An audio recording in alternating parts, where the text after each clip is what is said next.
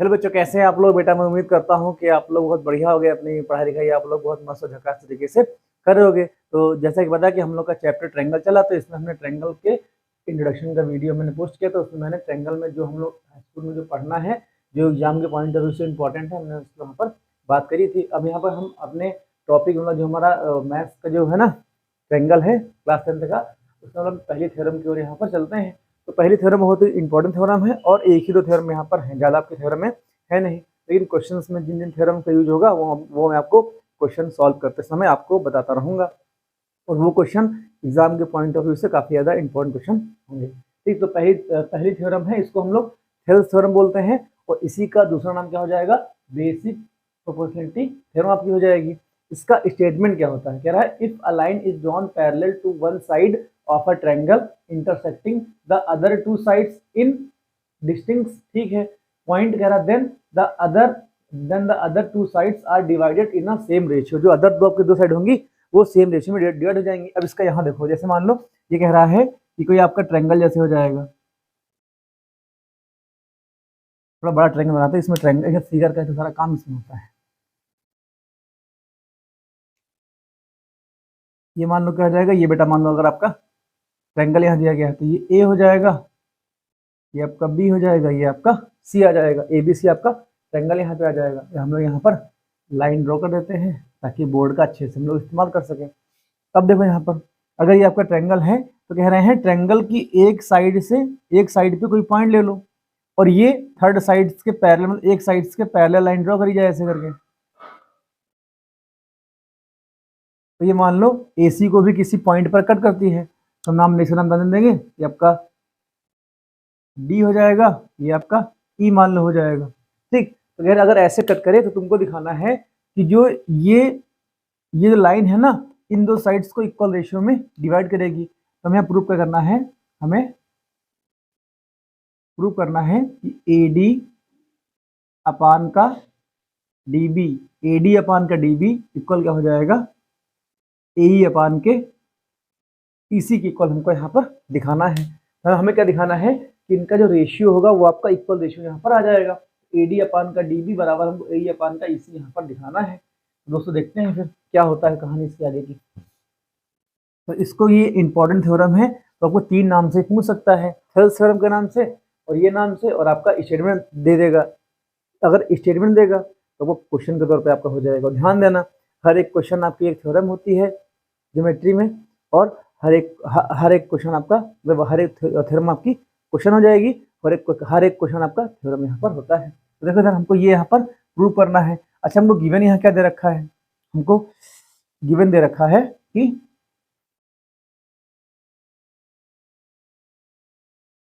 हमको गिवन दे रखा है a triangle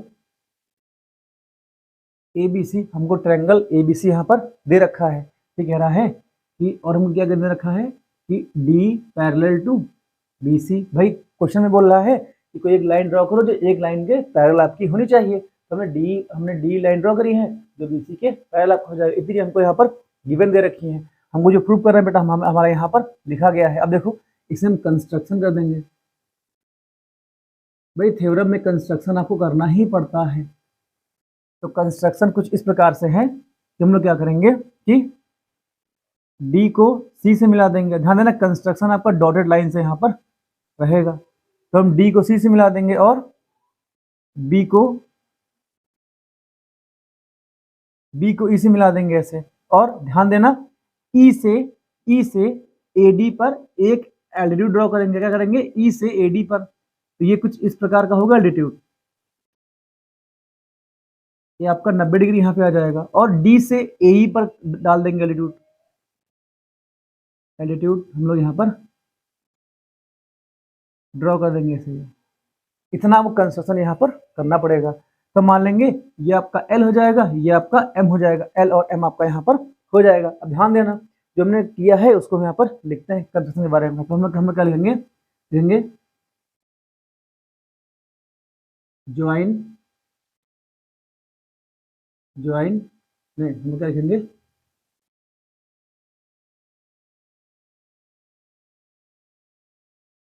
draw lines B and C D. हमने क्या किया है, हमने क्या लाइन ड्रॉ कर दी है, बी और सी डी लाइन ड्रॉ कर दी है। और हमने क्या किया, क्या किया है कि E L perpendicular A D. भाई देखो ये मैथ की लैंग्वेज है, ई एल ए डी पर परपेंडिकुलर हमने ड्रॉ किया है। और क्या हो जाएगा, डी एम परपेंडिकुलर आपका ए आ जाएगा। इतना आपको कंस्ट्रक्शन यहाँ पर करना पड़ेगा। अब देखो ठीक, अब ध्यान देना, एक चीज बेटा ध्यान देना, ठीक।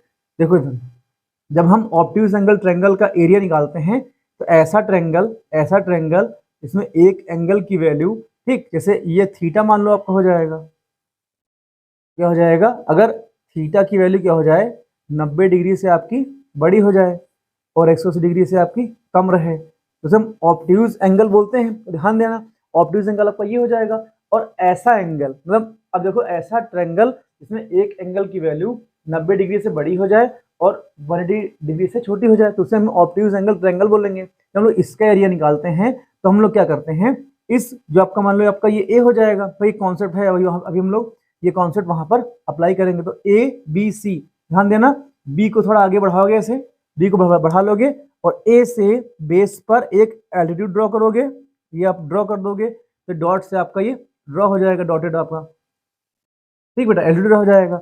इसको एल नाम दे दोगे। तो अब इस ट्रायंगल का एरिया क्या हो जाएगा, एरिया हो जाएगा 1/2, बेस आपका रहेगा बी सी, वो हाइट कितनी आ जाएगी, ए एल आपकी हाइट हो जाएगी।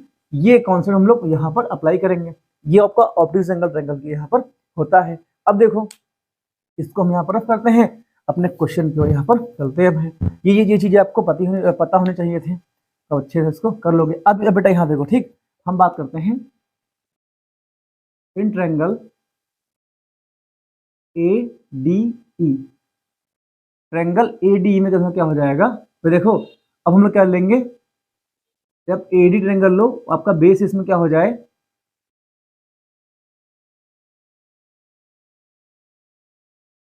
इसका बेस क्या मान लो, बेस हम लोग अगर ए डी बेस मान लेते हैं, देखो बेटा बात करते हैं, देखो इधर in triangle A D A में अगर A D A D E में अगर ए डी आपका बेस हो जाएगा, ए डी अगर आपका बेस है तो इसका एरिया क्या हो जाएगा,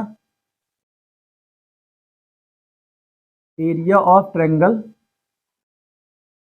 ए डी ई, तो इसका एरिया क्या हो जाएगा 1/2, बेस कितना हो जाएगा, बेस आपका हो जाएगा A D,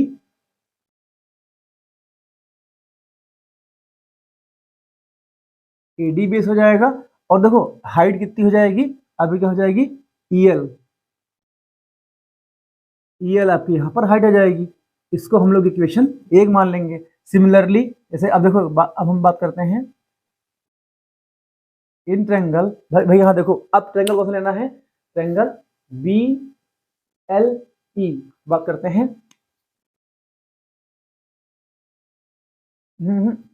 triangle B D E,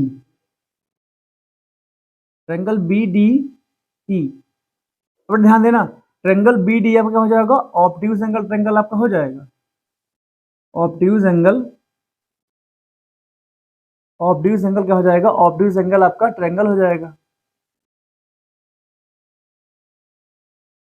obtuse angle triangle हो जाएगा। तो देखो ट्रायंगल बी डी ई आपका ऑब्ट्यूज एंगल ट्रायंगल यहाँ पर ये हो जाएगा।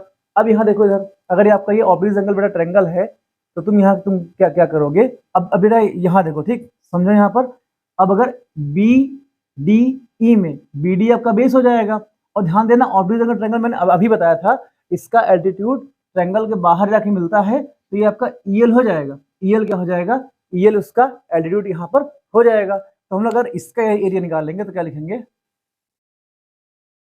Area of triangle B D E. तो brother triangle B D E का एरिया क्या हो जाएगा आपका 1/2। अब बेस कितना हो जाएगा, बेस आपका यहाँ पर हम लोग का बी डी आ जाएगा, इंटू हाइट कितनी हो जाएगी, ई एल हम लोग की यहाँ पर हाइट हो जाएगी, क्या हो जाएगा, ई एल आ जाएगा। ये आपका इक्वेशन 2 आपका आ जाएगा। भाई देखो हम लोग क्या करेंगे, अब यहाँ क्या क्या करना है, इक्वेशन 1 को इक्वेशन 2 से डिवाइड कर देंगे, तो क्या हो जाएगा, इक्वेशन 1 डिवाइड इक्वेशन 2। अब जब डिवाइड किया जाएगा तो तुम्हारा क्या आ जाएगा, अब यहाँ क्या आ जाएगा, हम लोग क्या लिखेंगे,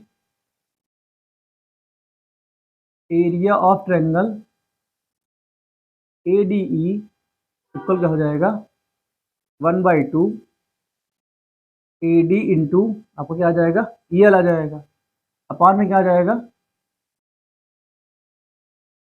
एरिया ऑफ ट्रायंगल BDE, ये कितना आ जाएगा, 1/2 आ जाएगा, BD इंटू आपका ये EL आ जाएगा। भाई देखो यहाँ कुछ कट रहा है तो EL कट जाएगा, 1/2 कट जाएगा, और बचा हुआ क्या आ जाएगा, इसको हम लोग इक्वेशन 3 यहाँ पर मान लेंगे। अब देखो थोड़ा इसको हम यहाँ लाइन ड्रॉ करते हैं और यहाँ पर ऐसे हम लोग यहाँ पर बात करते हैं। अब देखो सिमिलरली ऐसे ही दोबारा हम क्या करेंगे, लिखेंगे एरिया ऑफ ट्रायंगल, उसी ट्रायंगल ADE का एरिया क्या हो जाएगा, area of triangle ADE in triangle ADE, हम लोग ट्रायंगल ADE की बात करते हैं। अब इस समय बेस हम लोग क्या ले लेंगे, फिर देखो पहले हमने यहाँ पर बेटा AD बेस लिया था, हम लोग AE बेस ले लेंगे, क्या ले लेंगे, AE बेस ले लेंगे। बेस तुम्हारा क्या आ जाएगा, ये आपका AE बेस यहाँ पर आ जाएगा। तो एरिया ऑफ ट्रायंगल ADE, इसका एरिया क्या हो जाएगा, 1/2, बेस कितना हो जाएगा, बेस आपका AE हो जाएगा, AE इंटू और हाइट की DM आपकी हो जाएगी, DM आपकी यहाँ पे हाइट आ जाएगी, DM आपकी यहाँ पर हाइट आ जाएगी। इसको हम लोग इक्वेशन 4 मान लेंगे, इक्वेशन 4 मान लेंगे। अब बेटा यहाँ देखो, ठीक, अब देखो हम अगर बात करते हैं हम एरिया की, ट्रायंगल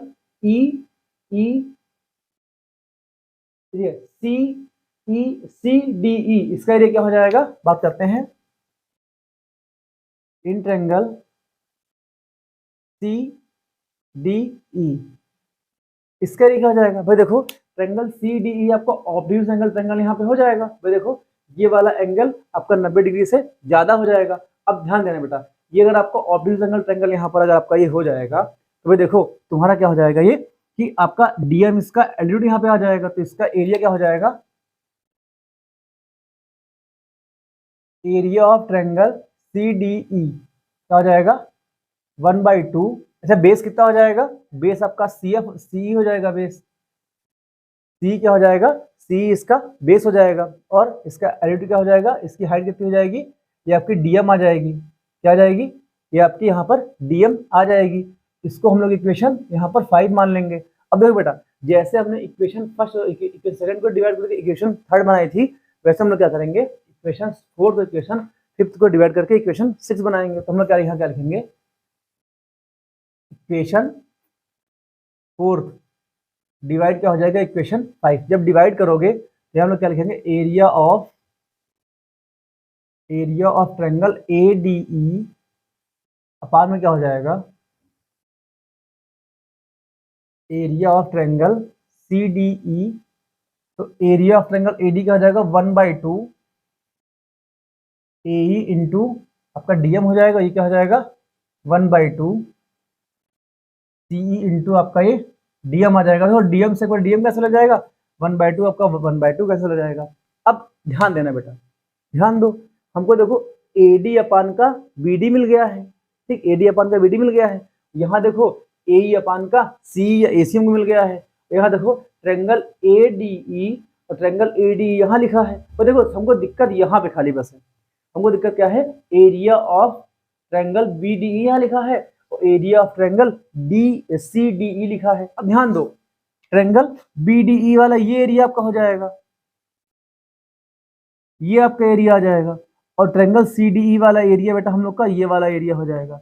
हमको अगर देखो, अब ध्यान दो, अगर हम इन दोनों का एरिया इक्वल दिखा दें, भाई ये दो एरिया अगर आपस में इक्वल हो जाए तो हम लोग क्या बोलेंगे, हम लोग बोलेंगे कि सर देखिए किसी भी इक्वेशन का अगर आपका लेफ्ट वाला साइड अगर इक्वल होता है तो राइट साइड ऑटोमेटिक आपकी इक्वल यहाँ पर हो जाएगी। अब ध्यान देना, क्लास 9th में आप लोगों ने थ्योरम क्या पढ़ी होगी कि उसकी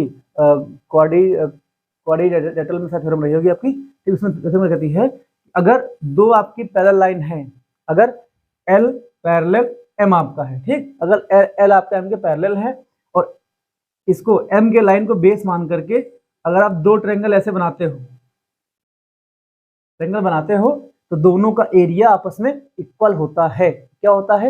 इक्वल होता है। यहाँ देखो आपका डी पैरेलल आपका बीसी है, आपको यहाँ पर आपका क्वेश्चन में ही दे रखा था। अब देखो हमने डी को बेस मान करके हमने दो ट्रायंगल बनाए हैं। पहला आपका ट्रायंगल हो जाएगा ट्रायंगल डी बी ई, और ट्रायंगल का जो ट्रायंगल डी सी ई, आपके दो ट्रायंगल यहाँ पे हो जाएंगे। दोनों का एरिया आपस में क्या हो जाएगा? इक्वल हो जाएगा बाई द थ्योरम आपकी हो जाएगी। तो हम लोग यहाँ क्या लिखेंगे? हम लोग लिखेंगे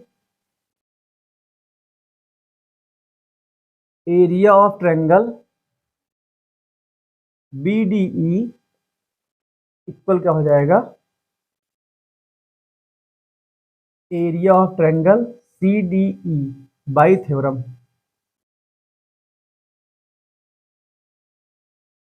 भाई आपका थ्योरम यहाँ पे हो जाएगा। अब देखो BDE बराबर आपका ECD के हो जाएगा। अब किसी में भी वैल्यू पुट कर लो। देखो अब आपको यहाँ क्या मिल जाएगा? आपका मिल जाएगा कि देखो इक्वेशन का लेफ्ट वाला पार्ट इस वाले इक्वेशन के लेफ्ट पार्ट के इक्वल हो जाएगा। तो अब अगर हम चाहें तो हम लोग यहाँ पर क्या लिख सकते हैं कि लिखेंगे कि अब हम लोग क्या करेंगे, ये वाला अगर चाहें तो हम इक्वेशन थर्ड में उसको पुट कर सकते हैं। तो क्या लिखा जाएगा? आपका हो जाएगा एरिया ऑफ ट्रायंगल ADE अपान में क्या हो जाएगा? ये एरिया ऑफ ट्रायंगल, अरे BDE की जगह हम लोग क्या लिखेंगे? CDE लिख देंगे। तो क्या हो जाएगा? अरे 1/2 तो वहां रहेगा नहीं, आपको क्या जगह आ जाएगा? ये आपका आ जाएगा AD अपान का BD आ जाएगा। ये आपकी इक्वेशन 6 थी, इसको इक्वेशन 7 मान लो। अब इसको इक्वेशन 6 यहाँ पर हम लोग मान लेंगे। अब देखो यहाँ देखो इक्वेशन 6 और इक्वेशन 7 से तुम क्या क्या लिखोगे? From equation 6 and equation 7, equation 6 और इक्वेशन 7 में क्या आ जाएगा? तो देखो दोनों इक्वेशन का लेफ्ट वाला साइड आपस में इक्वल है, तो राइट वाला ऑटोमेटिक इक्वल हो जाएगा। तो हम क्या लिखेंगे? AE अपान का EC इक्वल किसके आ जाएगा? आपका आ जाएगा ये AD अपान के BD के इक्वल यहाँ पर आ जाएगा। तो देखो हमको यही यहाँ पर प्रूव करना था। देखो इसकी शकल इससे पूरी पूरी मिल रही है दोस्तों। तो मैं उम्मीद करता हूँ ये थ्योरम आपको समझ में आ गई होगी। इंपॉर्टेंट थ्योरम है, एग्जाम के पॉइंट ऑफ व्यू से काफ़ी ज़्यादा इंपॉर्टेंट थ्योरम है।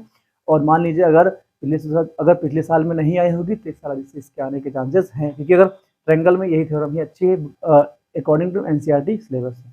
तो हम लोग मिलते हैं अपने नेक्स्ट वीडियो में, नेक्स्ट थ्योरम की बात करेंगे। तब तक टेक केयर दोस्तों, जय हिंद।